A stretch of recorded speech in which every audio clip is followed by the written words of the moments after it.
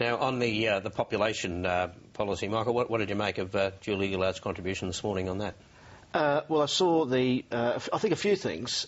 This whole budget was framed on Julia Gillard's rejection of Kevin Rudd's Big Australia. You might recall this based on around the Treasury modelling of the 36 million by 2050. So the whole story of the budget is we've got a huge China boom, we've got an Asian century, we're going to skill up Australians to benefit from this.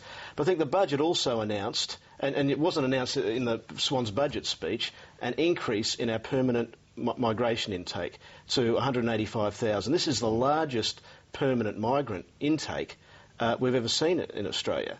And on top of that will come the temporary visas of short-term workers for the mining boom.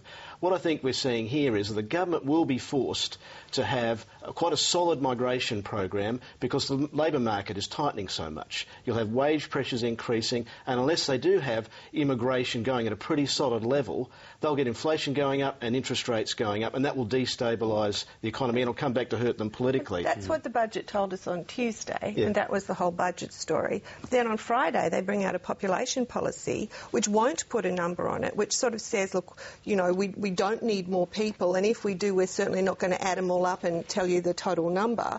We also know that Treasury told both parties after the election in the red and blue books that we're going to get close to 36 million, even with a decrease in the net migration intake. So that's where we're headed anyway. So this kind of glossy brochure to kind of gloss over it and say, yeah, we really feel your pain in traffic queues is kind of insulting, really. Except there are two things that are good about it. One of them is they had to put a full stop on the whole population issue, which so essentially they've sort of squirmed out